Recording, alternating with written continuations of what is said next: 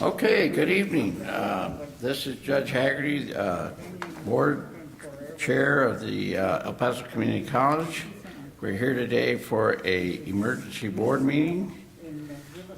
Today is Thursday, the 13th of January. Happy New Year to everyone. Let's see, a matter of public necessity related to the COVID-19 pandemic, prudent to section 551.045 of the Texas Government Code. This emergency meeting will be held at the Administrative Service Center, Boardroom, number 200, El Paso, Texas, 79925. The audio and video feed can be found at youtube.com/goepcc, El Paso Community College -YouTube. Related materials for this meeting can be accessed at the following link: EPCC Board of Trustees. I want to welcome and call this meeting to order. Mr. Smith, can you lead us in the Pledge of Allegiance? I should say Dr. Smith. I pledge allegiance to the flag of the United States of America and to the republic for which it stands, one nation, under God, indivisible, with liberty and justice for all. Thank you, Dr. Smith. Okay, Pam, can you call the roll, please? Yes, sir. Mrs. Robles. Present. Ms. Sanchez. Here. Dr. Graham. Here. Ms. Naheda. Here. Mr. Haggerty. Here. We have Mr. Uxer and Ms. Pena who will not be available this evening. Okay. Do we have any public comment?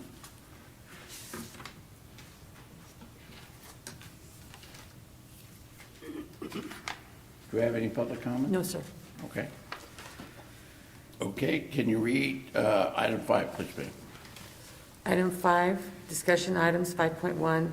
Dr. William Sarata, College President, will provide an update to the Board of Trustees on the COVID-19 pandemic.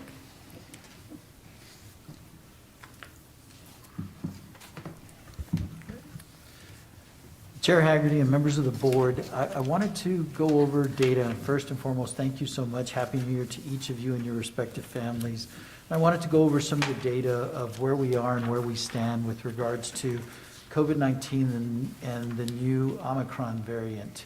With regards to the metrics that we track regularly, this is as of this morning, 14 days of decreasing cases. We're currently averaging 788 cases per day.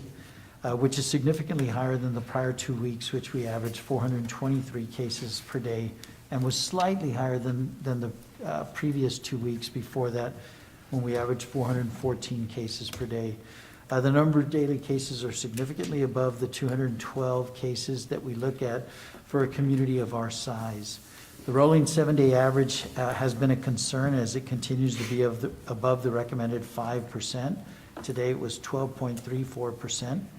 Unfortunately, the rolling 7-day average has been above 5% since September 21st of 2021. The cumulative positivity rate stands at 9.99% today. And while it has continued to stay below the 10% marker, it appears that it will surpass that 10% marker in the coming days. The infection rate continues to rise as we have only seen 3 days in the last 5 weeks that have registered below the daily total of 212 cases. Good news for the community, we currently stand at 74.9% of our population age 5 and older that is fully vaccinated. 92.6% of our population has received at least their first vaccination. To summarize, we continue to exceed the 14 days of decreasing cases. The infection rate in the 7-day rolling average continues to stay above the recommended 5% and has been for nearly 4 months. The cumulative positivity rate continues to rise and expected to increase to above 10% in the coming days. I will hold off on my recommendation until we continue moving forward.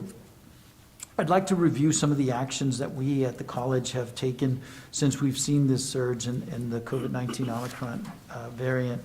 I reached out to both Dr. Lang, the president of Texas Tech Health Science Center, as well as Dr. Wilson, the president of UTEP, and asked each on January 3rd, and asked each if they were looking at shifting their respective spring 2022 term courses. Neither was moving forward with any plans to shift such offerings. We checked with Faculty Association President Dr. Albert Burnham, and he indicated that there was not any pressure from our faculty to shift our 2020 or spring 22 offerings. Dr. Smith and I met this morning with well over 100 faculty members as part of the Faculty Association and expressed our plans to move forward with our current recommendations, which was well received by our faculty. We've also kept abreast of what community colleges' plans are for the spring 2022 term. To date, 3 community colleges have shifted.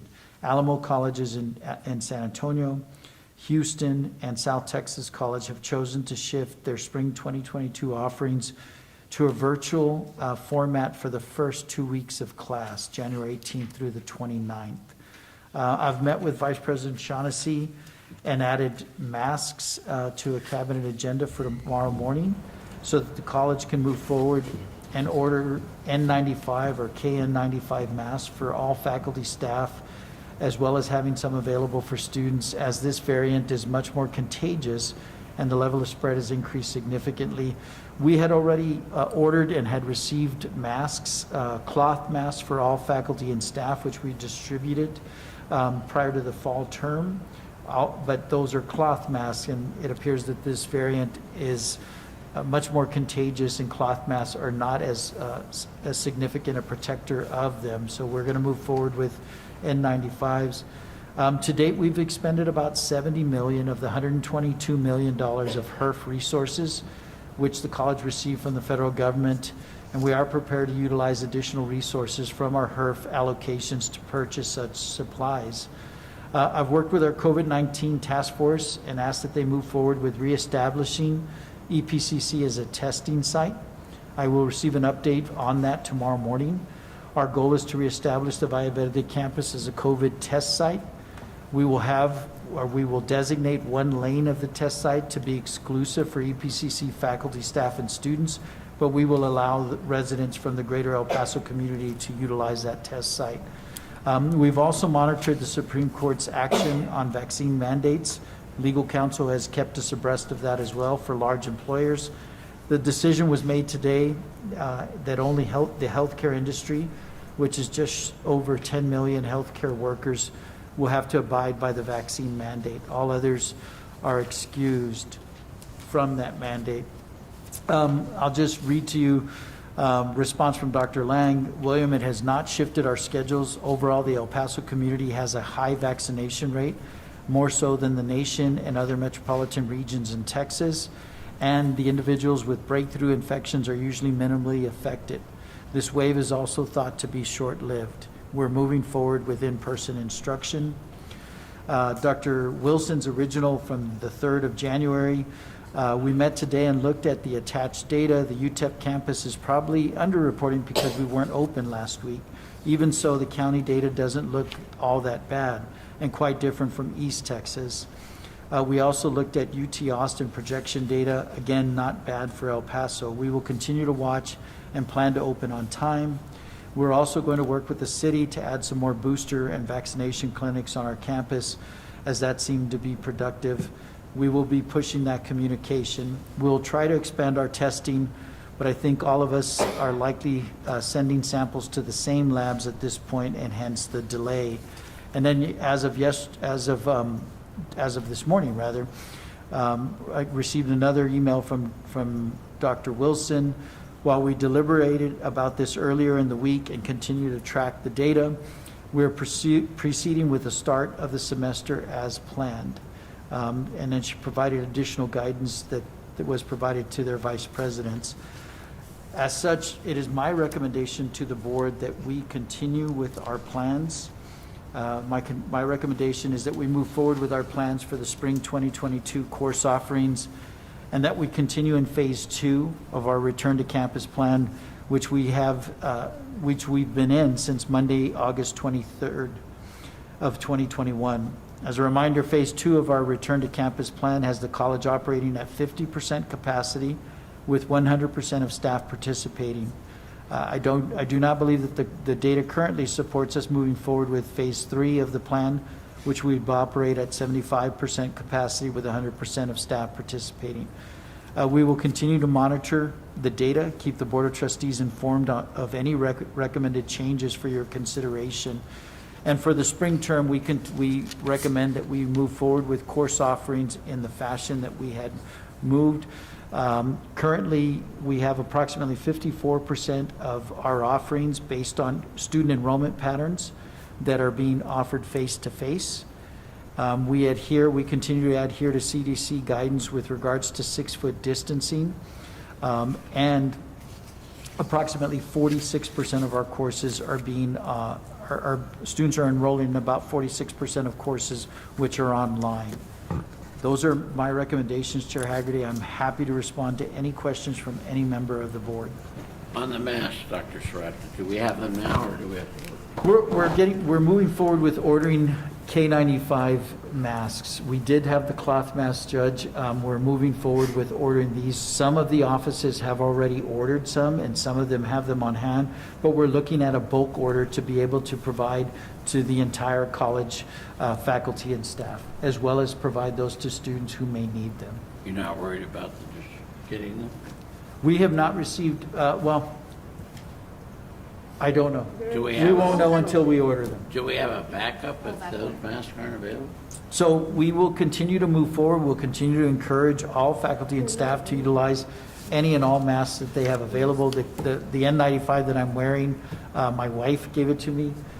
So we have not ordered any through our office, but we will continue to move forward with a bulk order. And I anticipate that we'll have that ready early next week. And in the future, are we going to make sure that we always have a storage, or I guess they last forever, I would imagine, so. I don't know if they last forever, Chair Haggerty, but we will make sure that we have them in supply, that we have them, that we order significant more than what we need, and that we place them and we have them available to all faculty and staff. I have a feeling this is going to happen every year. We're going to get another Variant? in the fall, or it's going to be going for a while.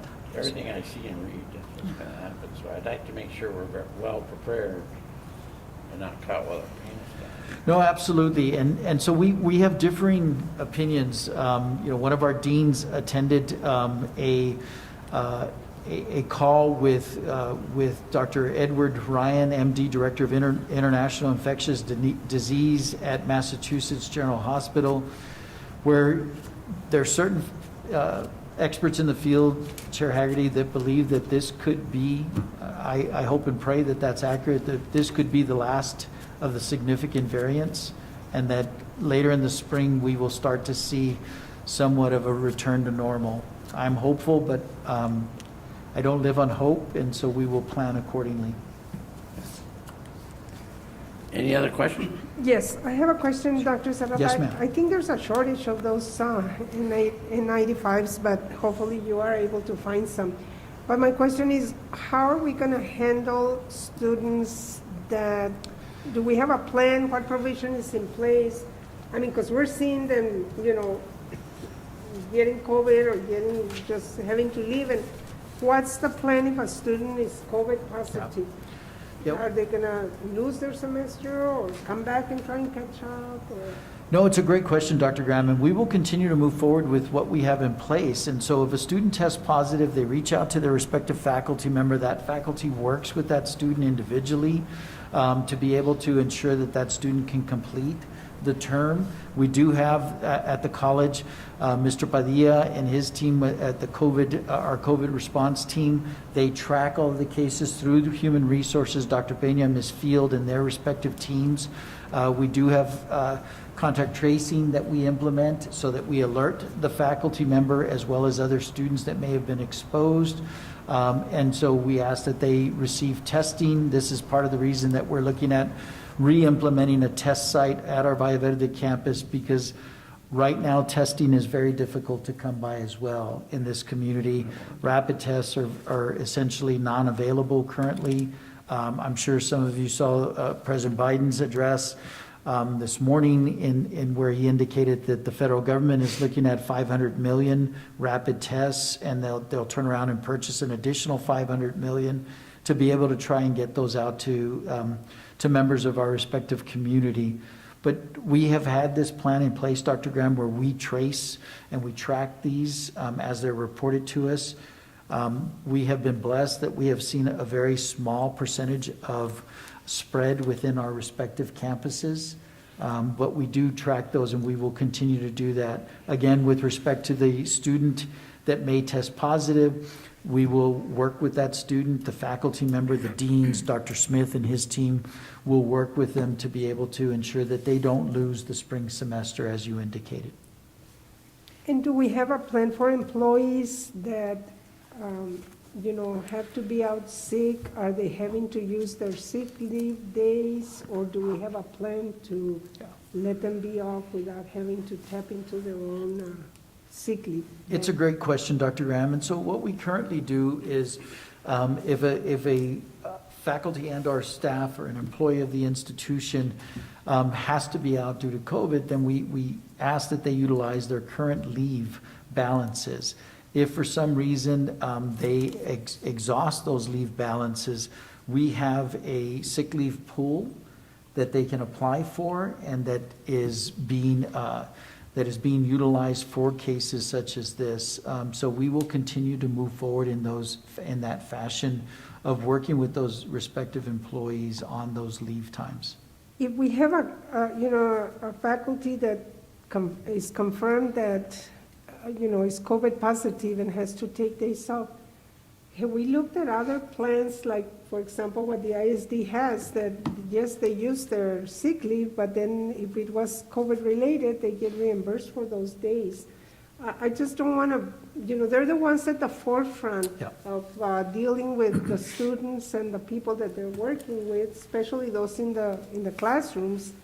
And, if they get COVID, I hate for them to either run out of sick leave or use their own sick leave trying to come back, because I don't know how long you're going to keep them out. It could be 10 days, then that's quite a few days. No, so Dr. Graham, it's a great question. So part of what we do is if we had someone who was ill, or if we have someone who has underlying health conditions, Dr. Peña and Ms. Field work with those. They go through their respective deans. They go into work with Dr. Peña and Ms. Field, where if they have underlying health conditions and if they're can only teach from home, then we accommodate that based on that particular, a verified accommodation that goes through, again, Dr. Peña and Ms. Field and Human Resources. If we have someone who tests positive, and if they're still feeling, they're asymptomatic, then we can allow them to work remotely. If they feel up to it, if they're continue to be able to perform those respective tasks, then we will allow that. I would remind the board that even as we have implemented, we've been very unique, and I'm very proud of the work that Dr. Smith and his team have led. When we say that we're going to have face-to-face classes, what we do is we look at the size of the classroom, and if it's a class of 30, and the size of the classroom, we've continued to adhere to CDC guidance with regards to 6-foot distancing. And so the first day of class is Tuesday. On that day of class, the college as a whole will be in a virtual environment. And so the faculty member will be in their classroom, because we know that some students won't get the message or won't read their email and will show up face-to-face, at which time it'll be explained to them, today's class is virtual. And that's when the faculty member will go through and say, on Thursday, if it's a Tuesday-Thursday class, these 10 students should report, or it could be up to 15 depending on the size of the classroom, will report the following Tuesday, the next 15. So we have never actually had a class where we have a general academic class where we've had 30 students that attend at any given point. We've always adhered to CDC guidance on the 6-foot distancing, and we will continue to do that. And so we have the ability, those are either asynchronous or synchronous courses, where students will be able to view the video of that course. So we have mechanisms in place that students will not lose class time. Or the faculty member should, so the unfortunate incidents, if they are diagnosed as COVID positive and they still feel well enough, then they can continue to do that from home as well. Dr. Graham? I have some questions, and Dr. Graham, unless you had any additional ones. No, before I go just want to make sure that we somehow look at the sick leave to make sure that people are not getting penalized for having COVID, while they're in classrooms with students. Yeah, and we'll work with legal counsel and human resources to make sure that we're looking at. To date, Dr. Graham, I have not had a single employee that has exhausted, and even when they do, we have the sick leave pool that we're able to tap into as well.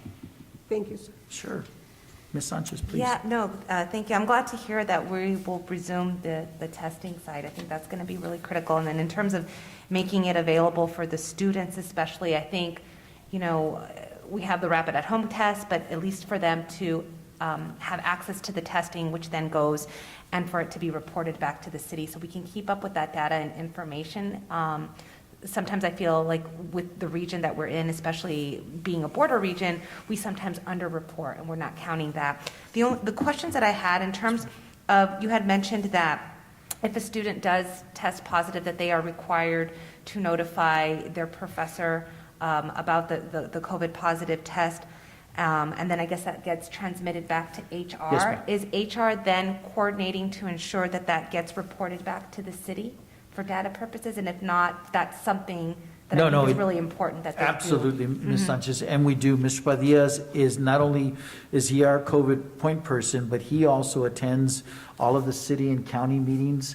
As a representative of the college, he ensures that we are relaying our information back to the city and county accordingly. Absolutely. We want to make sure that we are transparent with all community members. One caveat, we are moving forward with testing site. I don't have a timeline on how quickly we will be able to turn this around, but we are moving forward with it. I worked with them last week. They have started the process. They're moving forward with that as well. And I certainly understand why they would be more focused on just our faculty, staff, and students, but we are an institution of the community, and so we want to make sure that we have one lane that's designated for the college, but we will open it up to the community as a whole. That's great. Thank you. Thank Yes, you, Dr. Sanarta. And then I think you touched a little bit about this generally in terms of the employees, but in terms of a professor, right? And they are sick and the days that they are out, how will that, what is the coordination, the communication for students? So, to ensure that they're not wasting their time, I guess, traveling or can make other arrangements if necessary. Yes. Right, in terms of childcare, if they're coming or whatever. So what we do, Ms. Sanchez, is if a faculty member tested positive for whatever reason was not able to come to the college, they would obviously alert their dean, and we do have faculty that cover. So if the faculty member couldn't do it from home, they had symptoms, they didn't feel well, then we do have a system in place. Dr. Smith and his team have implemented and have had this long before the pandemic, where we do have a faculty member that can come in and cover that respective class. Absolutely. So would that also mean, for example, and I'm only thinking ahead in terms of, say, hopefully this is it and this is a short-lived, but if this extends longer, the plan that's in place, right? And I think that's just something to think about in the future in terms of also just the authority to do certain things. And we'll talk a little bit about this, I guess, in the next agenda item. But I just want to make sure that we're not holding back, or as a board, you need to do what you need to do. I think collectively we've been able to give you that policy guidance in terms of what the expectations are to continue, obviously with a seamless, at least, transition if necessary to online if we're meeting in person, but to also be able to, I guess, adapt if unfortunately this does not scale back a little bit. So that's my comment on that. And the only other thing I wanted to say, and this is more so of a general comment to the public, and perhaps this is something that we can do in outreach for some of our student groups or the SGA, but the recent statistics is that only 19% of El Paso County residents have been boosted, and far more of our population is eligible to be boosted. They just opened that up to 12 and up, and so that's something I think that our community is lacking in terms of getting boosted. So however means we can continue, we're not making people here, but at least that messaging so that people can continue to be informed, that vaccines continue to be available. If you're not boosted, get boosted. And so hopefully this can be taken care of as well. But maybe that is a conversation that maybe somebody can do either to our respective associations, our faculty association, but also to the students, so that message could get out, not just for themselves, but for their families too. Yes, ma'am. It's a point well taken, and it's actually a point that we covered this morning. Dr. Smith and I covered it with the Faculty Association, and that was one of our faculty members asked about that. And, while I'm encouraging my students, is there any issue with it? Absolutely not. In fact, we encourage everyone to be fully vaccinated, to get boosted. El Paso, I'm very proud of our community and the number of vaccinations that we have, the number that are fully vaccinated, at least one shot, and now that are getting boosted. I agree with you. We'll work and continue to work on encouraging our students as well as our faculty and staff to take advantage of that possibility. Absolutely. Yes, ma'am. I don't know if this is possible. I know we meet as a board next week. But if we could have perhaps some kind of report, or just somebody can be prepared to answer that question, I'd like to raise that again. Sure. To ask, what are we doing to, I guess, not force, because that's not what we do, but to educate and to at least provide that information to the student body and to our community, to the El Paso Community College family, just to make sure that they are informed. We are making this resource available in terms of the testing line. I think that falls aligned in terms of the mission and the philosophy of really just trying to educate what's available. So I'd like to hear an update for Sure. that Yes, for the next ma'am. meeting. Yes, ma'am. We, as I indicated, we did share that with our faculty senate, had well over 100 faculty members that were attending the meeting this morning. In addition, I will work with Dr. Amaya, our interim vice president for student and enrollment services, and have he and his team get the word out. Dr. Mo, we can push this out through social media and through our communication mechanisms to highly encourage our faculty, staff, and students to take advantage and get the booster as quickly as they can. Yes, ma'am. Thank you. And we'll be happy to provide that additional report at Tuesday's board meeting. Yeah, so the 25th, that's when I think I got, It's I'm actually ahead. the 18th. The 18th, Yes, ma'am. just kidding, that's a different meeting. Yes, next Tuesday, thank you. Yes, ma'am. Any other questions? Along the same lines of outreach, I know we have signs everywhere recommending masks. We can't force them, but we can recommend them. Can we have the same thing on social media and get it out there that we do recommend? Because I haven't seen anything like that, just so that it's constantly reminding them. People are getting a little bit too confident in, oh, I'm vaccinated, I have a booster. One of my best friends last week, my age, 45 years old, he was fully vaccinated, healthy, had his booster, and he passed away.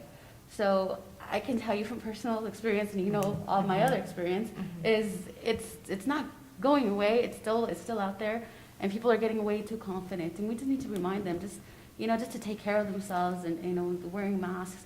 Another thing is with the KN95s right now. I know that it's hard to get a hold of them, and after reading a lot, they're saying that it's not just necessarily KN95s, but just surgical masks, even like the ones we're wearing right now. Those are better than just a regular cloth mask. So even if we can't get those in the meantime, if we can get a few of just the surgical mask, the not connect, just to at least get us started and not just wait until they're available. Yes, ma'am, absolutely. I'm actually perusing and checking to see on our Twitter feed, but we will make sure that we get it out on social media, that we alert our community, the college community as a whole.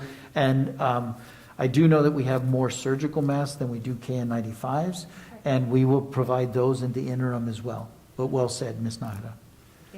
Dr. Serrata, Yes, ma'am. one of the things that we did in the district was to partner with Immunize El Paso, and they set up the vaccination, and had a huge success in the numbers of people that went. So, it doesn't mean that college has to set it up. We just need to make the contact with the partners and ask for that support. I Dr. know- Graham, we actually have a vaccination site at the Mission del Paso campus on Fridays. And so we do provide, and we have continued to provide, in addition to the vaccinations, the boosters as well. And so that has been available and will continue to be available. And we just moved into a brand-new test that's a little bit lengthier than the former test. But there is a shortage of getting them, so, we can set up the testing, but somehow we do need to prioritize that the student or the students or the faculty are the priority, even though I agree with you that it should be a community effort. We're not going to be able to get access to a lot of tests like we hope we would. No, ma'am, it's well said, and so we will replicate the system that UTEP has. They have a lane that's designated for UTEP students, faculty, and staff. We're going to do something similar at the Valle Verde. Once we have it up and running, we'll do something where we'll have several lanes for the community, and we'll have one that will be designated for the college as a whole. Any other questions? Okay, Pam, read 6.1, please. Item 6.1, discussion and action to approve a resolution authorizing the delegation of authority to Dr. William Serrata, college president, to make certain necessary college policy changes or other emergency initiatives related to the COVID-19 pandemic.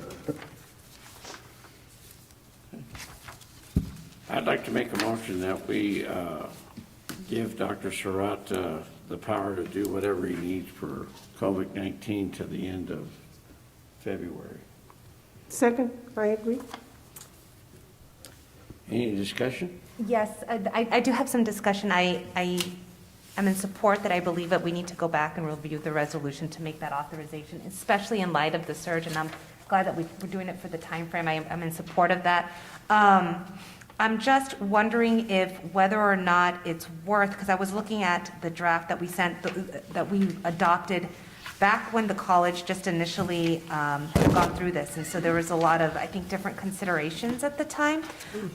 We extended it and I think renewed it through the summertime as well as we were going through it. The only question that I do have on it is on the resolution, on each of the sub-paragraphs, so you have 1, 2, 3, 4, it makes references to board policies and the college procedure. Is that going to need to be revised or changed in light of the TASB policies that we've just adopted and looked at? Or are these current and up-to-date cross-references to those? We would need to update the policies, and that's one of the things, what we wanted to do is just give you a refresher. This was something that, as the board knows, the board considered and approved March of 2020, so it's almost been 2 years, just to give you a refresher of the issues that were addressed at that point. But you're right, we would need to make those changes on the specific policies and procedures, and also in the recitals on the first page to add anything that has happened in the last couple of years. For example, the 2 variants, the Omicron and the Delta variants, to include those. Yeah. Change the dates, and we also wanted to get some feedback from the board with respect to how long the emergency resolution, to the extent that the board would approve it, how long that would extend to. So you can make those changes, so we need a motion to amend the motion to do those changes? There wouldn't be a need. If you pass the resolution, what we could do is just go ahead and make those updates and include those recitals, as long as the board is in agreement with respect to the items on page 2, 3, and 4, which are the line items 1 through 18.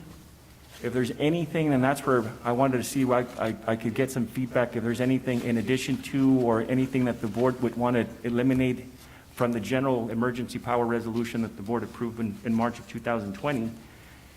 We could certainly have that discussion in executive session. If the board has any additional legal questions, we could do that. But as I said, this was just to serve as a template and a reminder of the provisions that the board approved. I guess my only question is, why are we looking at February? Why don't we just make it for the entire semester?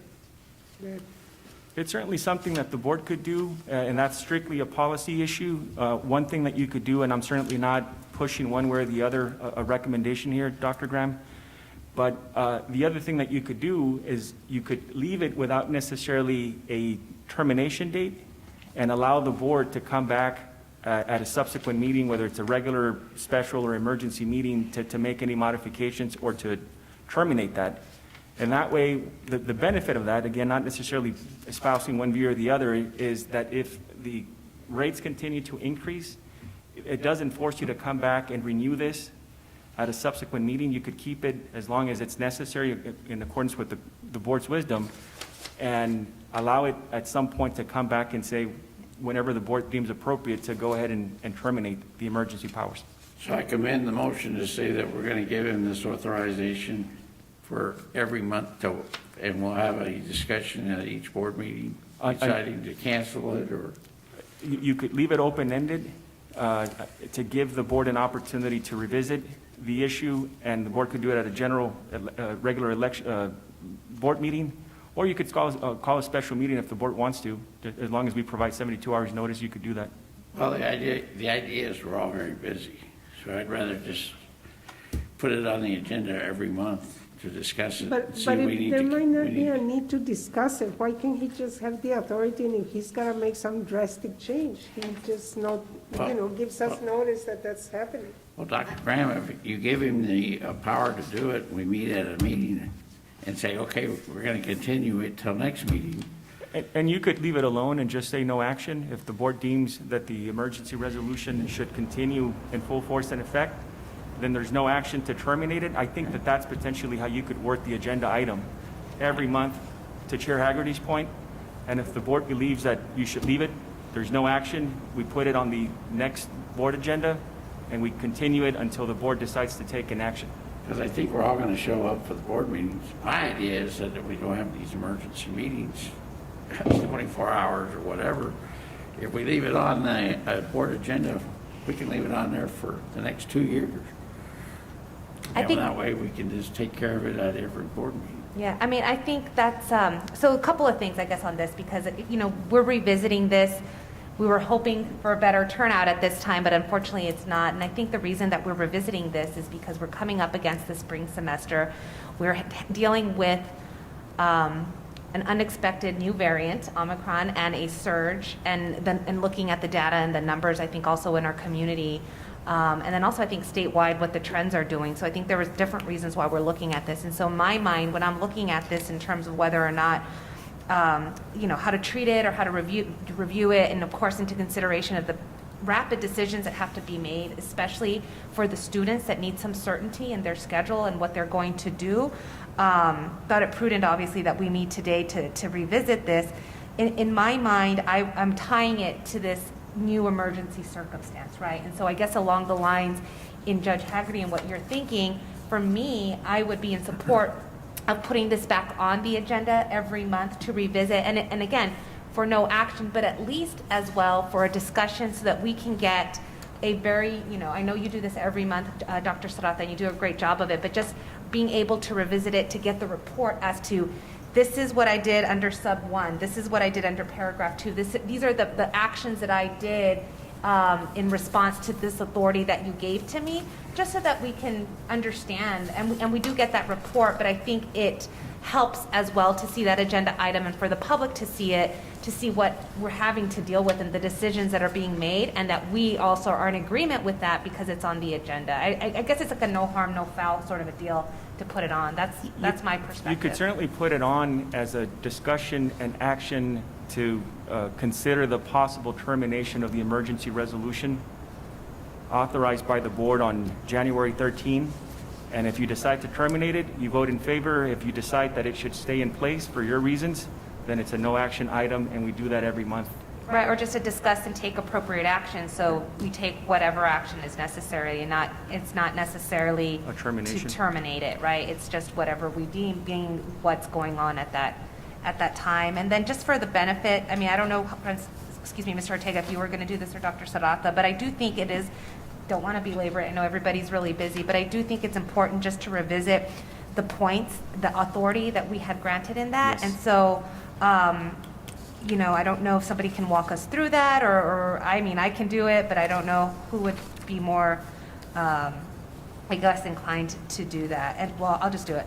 So for item number 1, we're talking about here just making sure that the college president, and of course with the support of his admin staff, have the opportunity to make any and all decisions regarding payment of wages and benefits for any of the full or part-time employees. And again, that is in response to any type of emergency.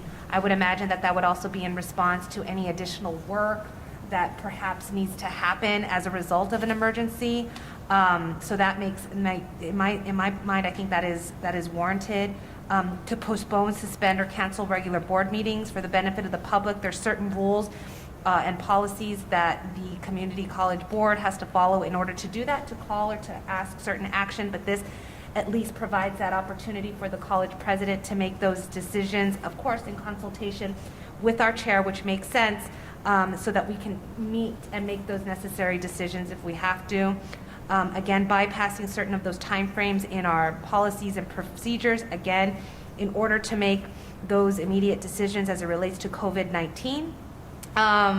Here, budget authority, we have been blessed in many ways that we've been able to get federal assistance with regards to response to the pandemic. However, if it becomes necessary to do an emergency amendment, that authority is granted.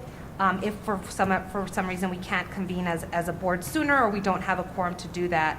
And then, of course, one of the lessons that we've learned, I think, through the pandemic on item number 5 was being able to acquire, and this goes back to the masks issues, being able to immediately acquire and get the items that we need to get, whether that's goods or services, in order to respond to the pandemic. I think there's a continuous need for that.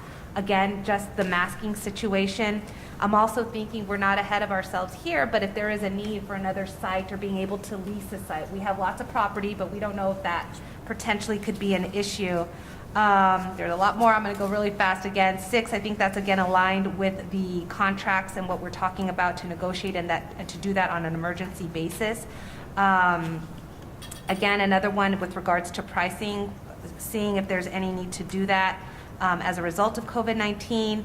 I think for item 8, you've always had that authority to, I think, consult with the legal counsel on any issue, but that's just memorializes that and for the public to know that we're going to continue to do that. So these are aligned with whatever federal rules are out there, any new government or local orders or state orders that are out there. Makes sense for number 9 to give the president the authority to make decisions regarding work assignments, again, with regards to the pandemic. And of course, there's perhaps going to be some changes, if necessary, for exempt and non-exempt employees. So that makes sense. I think we would be in support of that. Item 10, regarding the payment of wages and benefits, again, aligned with a lot of these other employee decisions that we would have to make with regards to this different work environment that we're in. I mean, we've talked about it, we've experienced it throughout this whole year, and so this is in line with that to make those decisions. Again, creating those guidelines and procedures. I think this one is especially important. We talked about this, we're in the middle of it, we've experienced it again with regards to staff, faculty, employment time, and their leave if necessary. And so that gives that authority to do so. Again, we have, for the benefit of the public, we have discussed this and memorialized, I think, these actions in regards to, especially in response to COVID-19, but if there's any, I guess, need to do that differently with regards to where we are now in the pandemic, that allows Dr. Serrata to do that. Another important one is to change or implement the educational program for students. Very important that we give him at least that authorization. For me, personally, and I think for this board is why we're meeting an emergency session, is because we know that on Tuesday students come back. We wanted to be able to at least give some information to the students as to what's happening, what is that plan. However, if things change, for example, I'm thinking of spring break or any other holiday, I think that this may become an issue, but at least that authority is there if necessary. If that's the same as in line with item number 13 with regards to the school calendar, that needs to change the date to reflect the current school year. 14, or again, we just talked about this with regards to changing any dates with spring break if that becomes necessary. seeking waivers. This makes sense to me if we have to with our Higher Education Coordinating Board, our Southern Association of Colleges and Schools Commission on Colleges. This is our accreditation organization, and so that makes sense as well in terms of making sure that we're aligned and doing what we need to do if necessary for our college, but at least getting that support and memorialization from those agencies that oversee the work that the college does. The authority to take action or submit, apply for other waivers from local, state, and national authorities if that's necessary. For example, I know at the local level, you know, every community, every jurisdiction throughout the state, I'm sure throughout the nation, is very different in terms of its response. And I'd like to perhaps to provide that ability for our college president, of course, in consultation with his cabinet and faculty, whether or not it would be necessary to write a letter, you know, asking for a waiver or for asking for a consideration. I think that is a policy decision that may come up and that would potentially be needed. Declare catastrophe and take all actions as appropriate with regards to Government Code Section 552. That's our PIA, just for the benefit of the public. I don't believe it's in place anymore, but the governor, so that's going to have to change, but the governor had suspended certain rules for the Public Information Act. That gives the public the benefit to ask for certain records. However, because of the pandemic, those rules were suspended. This is no longer applicable, so we're going to have to remove that one. So if you want to submit a PIA, and the college needs to follow those rules. And then lastly, to engage, cooperate into any agreements with community partners at all levels of government. I think this was really important. We really saw the benefit of that when I know outside organizations like the food bank, I think other governmental entities had reached out to the college when it was really at crisis level to request their support. I certainly can see that happening again, especially within the next couple of weeks.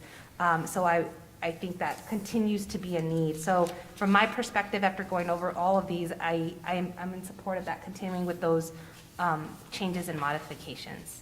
It's just my take. That's pretty good, Ms. Sanchez.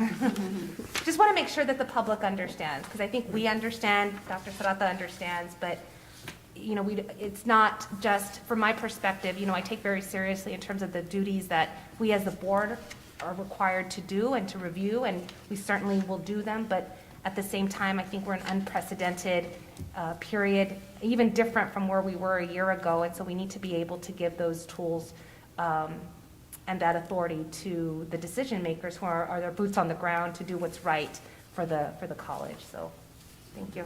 So the date on that, next to the last item, is also needing to change because it's until May 27, 2020. Yeah, this is the resolution that we used 2 years Yeah, ago. right. So all of these changes are changes that are going to be made. We wanted to make sure that we reviewed these 18 items to see if there's anything else that needed to be included or deleted. A lot has changed in the last 2 years, and so I didn't know if there was anything with respect to budget, contracts, policies, benefits, et cetera, that the board wanted to constrict or expand on those specific powers. I think basically what the board is worried about is that if he needs to make a decision and it needs to be done quickly, that we get it done quickly and that we can cover it at the next board meeting if there's a problem. So I think that's what the idea is. So just to make it straight into the public and to the board, the motion is that we were going to give Dr. Serrata this authority with the resolutions that Ms. Sanchez just read, and we will make any changes at any board meeting that we feel necessary, that he may come back and ask for something that's not in those resolutions. Is that correct? Everybody good with that? We have a second? You seconded it, right, Dr. Yes, Crowe? yes. Okay, any more But- discussion? The only thing I want to mention is that, you know, having gone through all of this, if the president feels that he needs the guidance of the board, Yes. yeah, I don't care if it's an emergency. I know we're all very busy, but we'll drop whatever we need to and make the board meeting. I understand, and I don't think we've ever had a problem where we haven't had a board meeting for not having a quorum. I've been here 26 years, and I cannot think of 1 month that we did not have a board meeting. So I have a pretty good idea that we'll all show up. Even if we have to do it virtually, because we're all sick, but I'm sure we can have a board meeting. So, if there's no more discussion, call the question. Mrs. Robles? Aye. Ms. Sanchez? Aye. Dr. Graham? Aye. Ms. Naheda? Aye. Mr. Haggerty? Aye. There's no reason to go into special session. No reason, reason, Judge, unless Okay. the board wants to do it. Okay, I make a motion for adjournment. Oh, aye. Second. Okay, all in favor, say aye. Aye. Aye. Any opposed? We're adjourned. Thank you. Thank you all so much. Okay. Take care of us, Doc. All of us.